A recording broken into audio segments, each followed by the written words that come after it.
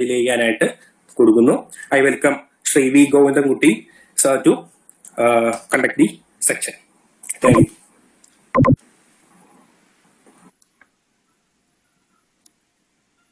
Thank you, Vinayak. Really happy to be here today. One of the most wonderful moments we can say. Right. And first of all, let me congratulate this team of 7 members: Mithun Manohar, Vinayak, and Abhijit, Felix, Deepesh, Kiran Raj, and Akhilesh for taking up this initiative and thinking about supporting your own younger fellows in your colleges and especially geographers, right? So it's a great initiative as such. What it shows is the greatest of the leadership qualities, wherein you are helping your junior folks to come up the ladder and become better geographers for tomorrow. So today, this initiative becomes very important from the perspective that we are not able to sit in a classroom condition, but still technology provides us the opportunity to come together in online platforms. So let's make use of this in a best possible manner, right? So today what I'll do is I'll be taking you through geography of India, physical part of it, but I'll not be able to do the entire thing today, but what I'll do is I'll cover a certain portion which will help you to do the work on your own. So before we go into that, what I'll do is I will just tell you how to approach this examination as such, right? Because this is a very important thing, without which proceeding further is very difficult task as such. So first thing is to understand what this examination is all about and proceed further. So I'm just sharing my screen so that you will all be able to see my presentation. So in case there is any difficulty in understanding things and all, there is a chat box right next to you are probably on your right hand side of your screen, right hand side of your this one screen. So you'll find you can put the whatever is your query there, so that the team members or I myself will be able to address that, right? So I'm just sharing my screen.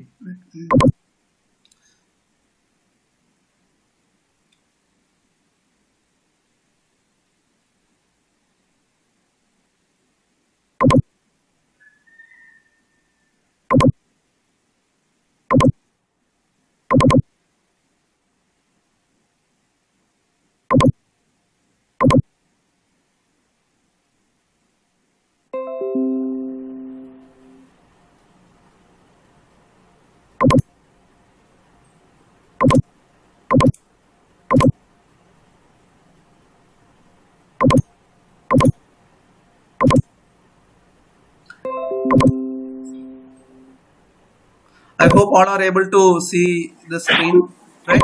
Yes, sir. Okay. Right. Okay. We should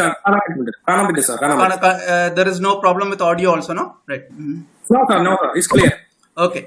So let's proceed with this. How to prepare for this examination, right? So this examination, as of now, it has become much easier than what it used to be in earlier days when we had to go for even the written part of it, right? So this as of now is only an objective test, but it's still as tricky to get through the examination easily. So there needs a very strong preparation or foundation for this course, for this examination, so that you get through it in a very easy manner. So what should you do? So first thing is to understand the syllabus of your UGC NET program. So most of your PG syllabus or your degree syllabus, there will be overlapping situation with the syllabus that is given by the UGC net examination as such, right? So here you need to learn to prioritize the topic for learning. So by prioritizing, what I mean is you need to look at the topics that are of great interest to you, right? So first cover those which are simpler to you, right? Cover those topics as soon as possible, and give maximum time to those areas where you face difficulty, right? So this is the first thing that you should be able to do. So prioritize the topics wherein you need to invest more time. So find out that and put more time to that, right? Then another most important activity is to analyze the previous year's question papers, right? So as of now, the agencies conducting the examinations have been changing. So that also is a very important thing. So here I think it is NTA now which is conducting the examination. Before that it was the CBSE. So the patterns may have some change and all. And let's hope that NTA continues with this examination, so that you have that pattern maintained as such, right? So analyzing question papers will help you to understand which area that these guys are concentrating upon. Questions are being concentrated upon, and which area you need to study thoroughly, so that you develop this foundations to apply or write this examination in an easy manner, right? So to build your foundation is very important. So building foundation, you need to refer to authentic books, right? So that you have a flying start. Now what I mean by authentic book, I'll discuss it later, right? So I'll give you a list of books as well, which is very important. Unless and until you develop your foundation, it is very difficult to go with the progress in developing yourself for the examination. Now here, one thing is very important. Please don't look at the printed guides that are available in various formats, right? Because some of these printed materials are given in different classroom conditions, right, or made for different classroom conditions. They may be incomplete as such, or some of them may have been drawn from internet sources. So there may be a lot of errors as such, which may ultimately give you wrong information, and you'll end up wrongly marking your answers in the answer paper, right? So that is an important thing. So building foundation is key here, right? So what should you do to build foundation? Well, I'll just give you the details as we proceed, right? Then Atlas is a must thing, right? Without Atlas, especially questions on India and even on the world, it cannot be answered. So you need this, and lot of work on Atlas is required, without which it will be very difficult to get through the percentage of marks that is required to get an JRF as such, right? So you should not be going actually for the just for UGC net, but you should be trying for a JRF as such, right? Make sure that you make notes of your own, right, of whatever lecture you are listening to, or whatever topics you are studying. Make your own notes, so that it helps you to build your own way of learning, right? And current topics, especially current related issues that are happening, right, across the world, including like the situation that we had in Ladakh Union Territory a few days ago, right? Even now it is continuing, the India-China conflict. So there were locations which had become very important, just like Galwan River, or the Galwan Valley. So such kind of things, or Pongang So Lake, right? So, or Lipu Lake Pass. So such kind of things are very important. So current related topics, maybe of last 1 or 2 years, that has come in news, may be asked in such kind of examinations as well. Then there is nothing other than practicing, right? So if you keep practicing, you will be a winner. So practicing what? Practicing the tests, right? There are lots of online tests available. There are lots of workbooks available with geography questions and all, right? So you need to practice it. Set an alarm and keep practicing within that time. Otherwise, what happens is that it will be the first time you will be appearing before the examination. Without any practice, what happens? You lose the time in the examination hall. So most important thing is to practice at home, keeping a time monitor. Maybe you can ask your parents or brothers or sisters or anyone to monitor the time, or you can keep an alarm on your mobile phone, right? So you can do on your own, right? So this is the 6 things that you are supposed to follow. Now I'll just illustrate to you how to do a question paper analysis. So this I have done it for you as such, taking a lot of time. So we'll just go through syllabus by syllabus. So or the topic by topic as such. So this is from previous year's question papers from 2018 and 19, and you can see this 2018 July. This was done by CBSE, and rest all were done by NTA. Right. So here the geomorphology part is given, and you can see the where they are concentrating the questions. Right. So you have the first 3 topics where maximum number of questions have come. Right. So geomorphology, you normally get around 13 questions from a question paper. Right. Similarly, you have climatology. Again, climatology, you will find questions are getting concentrated in what you call 2 major topics here, right? Which is related to composition of structure, what you call a structure of atmosphere. So these are all basic topics. Just look at those topics. You will understand that these are all basic topics which is normally covered in school textbooks, right? So this is very important. So all the foundations that you need to do can be found from here, right? What you need to work upon. So the വളരെയധികം ശ്രദ്ധിക്കേണ്ട സാധനം 19 right 19-20 ഒക്കെയാണ് questions വരുന്നത് ക്ലൈമറ്റോളജിയിൽ.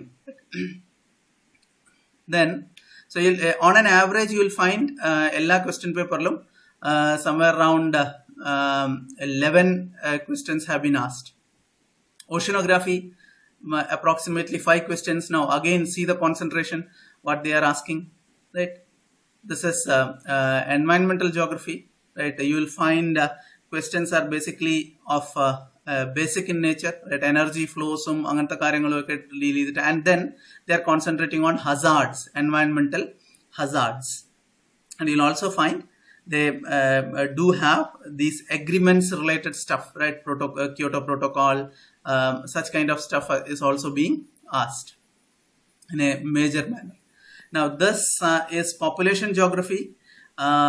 Most of the questions that have come are about theories, right? The theories by Malthus or Sadler or Ricardo, right? So you'll find theories are being concentrated upon, or most of the models of migration or such kind of things, right? So this is where you need to put little more time. Similarly, settlement geography, you can see this, right? So this is where you'll find that there is no question paper without a question on Christoler's central place theory. Every question paper on what you call UGC net has come up with a question on this one, Christoler's central place theory, and its modification by Lost, right? So this is very important. Again, 5 on an average 5 questions you can expect from settlement geography. Economic geography, you can expect approximately 3 questions, and these are basically dealing with primary, secondary occupations and all, the natural resources and their distribution. So you'll find fairly good amount. So entire topic is being covered by them. Agriculture geography, you'll find concentration is basically on this cropping pattern related stuff, right? And regional agriculture variations, right? This also has sometimes connection to India, right? Wherein you are finding some 6 questions as such, right? So rest of the questions you can see there hasn't been any question, but always there is a possibility of a question from one Thunen model. Now industrial geography, again you will find concentration is on theories, right? All the location theories, Webber, Lost, Fred and Smith, right? Rest of the topics they haven't even touched. So all these years, we can see all the 4 years, they haven't even touched that. So let's hope that they follow this particular pattern. So 5 questions for sure from this part. Right. Transport geography, again, you'll find a lot of interesting questions coming from various what you call spatial flow models, gravity model, such kind of things, right? Mostly these are things that are concept based. So you'll see that. So here you'll find the models by Edward Ullman, right? So spatial interaction related things, the detour index, such kind of things, right? That is what is being asked. Regional development, again a very crucial part. Now here you'll find regional development and social movements in India. That is where maximum questions are coming, right? So though it is regional planning and development related topic, but more questions have come from this. And then they are also concentrating on these two things, regional disparities and the models of Gundam Idrel, John Friedman, etc., right? Cultural geography, again spatial distribution of social groups in India. This is what gets priority, especially the tribes, caste, religion, language related things, right? Political geography, again you have theories, again just like I said earlier. So most of the topics you'll find the core concepts are being looked into. Thought, again very interesting. You'll find maximum questions have been coming from the geographers and their contributions, right? How they are, and then lots of questions have been coming from all the isms that you study in that: positivism, behavioralism, humanism, structuralism, etc., right? So the contributions, though this is something which gives lots of impetus on because more than 10 questions have been seen in the examinations from this particular section, right?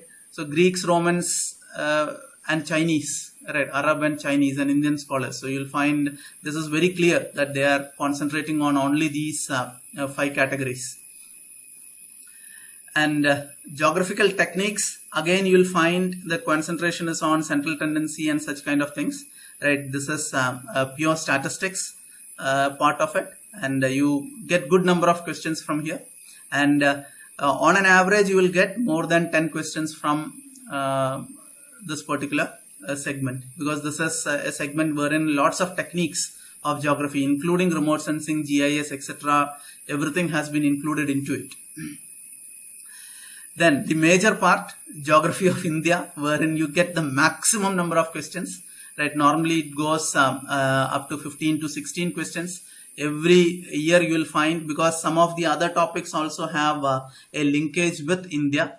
So you'll find lots of topics coming through from here. And here, most important thing to be concentrated upon is the Census of India data and the Census of India analyzed data outputs that are there. So here you'll find lots of questions from this particular section, which is population characteristics, spatial distribution, right, growth and composition, such kind of things, age, sex, what you call gender compositions, etc., right, occupational or educational composition, the ethnic population, right. So this is an area to be concentrated upon. Now, putting this into a sheet, you'll find one analyzed sheet. So you'll find geomorphology and climatology, and the last 3 topics, the geographic thought, techniques, and the geography of India. You have more than 50% of questions coming from these 5 topics, right? So you know now where you should put your energies and how much thorough you should be with these areas. Rest of the areas you will find the questions vary between 2 to 5. So it is not more than 5 questions that they have ever asked in from the other topics. But these 5 topics are the crucial ones for you to get into what you call UGC net thing. So if you are interested in getting a JRF, concentrate on these topics, right? And you will get it through much easily. Okay. Now, how to develop your foundation? These are things that you should do, right? So here, one of the most important thing is to get your NCERT books, right? So these are available online, right? You can start working from the 6th standard book to 12th standard book, because without a good foundation, it is not going to happen. Right, because most of the things that you study at PG level, or maybe even while you're doing PhD also, you'll find the fundamental things are from these that you have learned during your school days. Right, so they don't change. These are facts; they don't change. Right, so this is very important. Get an NCERT book, or there is an NCERT app available. Even you can go into Byju's classes, which is free of cost available now, right? So they are offering all the science and maths and everything that is free of cost. That is also a good learning platform for you. Right? Those who are weak in maths can join for maths classes there. Right? So here you'll find NCERT books, including the practical text. Remember, practicals are very important. Sometimes they do ask questions of that sort. Right? Then the textbook that you are most familiar with, G.C. Leong's Certificate Physical and Human Geography, the book that can give you lots of diagrams, diagrammatic explanations, especially on physical geography part, right? That is by R.B. Burnett, right? Geography through diagrams. I think possibly it is Physical Geography through diagrams. Then you have two books which are very important by Rupa Publication. It is called Geography Made Simple series. One is Physical Geography and Social and Economic Geography. So all those concept related questions you can answer using these stuff, right? So it's a must kind of a book with every geography student when he is doing when he or she is doing a PG class, right? So very, very important as such. You have dictionaries. So don't buy a general dictionary. It is always good to buy two separate dictionaries of physical and human geography, because there are lots of terms that get missed out when you buy a general geography dictionary. There used to be an earlier one very good dictionary which is called Key to Success Dictionary, but that is no more available in market. So the next best choice that I could find was this one, Physical Geography by Penguin and Human Geography by Penguin. Then you can follow any of these atlases, right? Black Swans or a Survey of India has produced one of the best atlases that you can have, right? It covers the entire Indian region, and the new one has even updated the maps of Jammu and Kashmir, right, into two union territories, Ladakh and J&K. So you'll find new maps are also available there. So you can also use this atlas by TTK, which is exclusively for India, and then there is World Atlas as well. Now, another important thing which I had shared through the group is the India Yearbook. This is a crucial thing, because most of the Indian programs that are running, right, be it in Rural Development Department, be it in Urban Development Department, be it in any other section, be it Textile Ministry, or be it Mining or Industry Ministry, all those things that are required, which are current, which have some geographic conditions or implications, right, especially through regional planning and development, you will get it here. And so this is a huge what I call resource as such. So now they have started providing it in soft copy as well. So it arrived to me. So some of my friends in Delhi sent it to me today. So I thought I'll share it with Mithun and team, and hopefully they have shared it with you also. Right. So it is one of the fantastic materials that you have, and you'll get a lot of things that is required. Now, if you work on these 9 things, especially 7 which are basically meant for developing your foundation, I'll tell you, you can clear any examination in India which has 30 to 40% of questions from geography. You go to any examination, be it NDA examination, that is National Defence Academy examination, be it Combined Defence Services examination, be it SSC, be it your PSC examinations, you have any of these examinations, even civil services examinations, you will find 30% of the topics overlap with that of geography, because geography students study most of the things that is required. And what happens is that geography students don't appear for these examinations at all. They appear for what you call lower than graduate level examinations normally. So that is what I have seen the trend. Maybe you can try now the graduate level examinations, right? So this is something I wanted to tell you about the exam preparation. So in case you have any comments, you can keep posting it, so that at the end of the thing, we can look at those comments and maybe provide some answers to you. So let's now proceed with the main part of today's work. We'll start with the study of geography, India geography, right, through maps, right. I hope all of you have a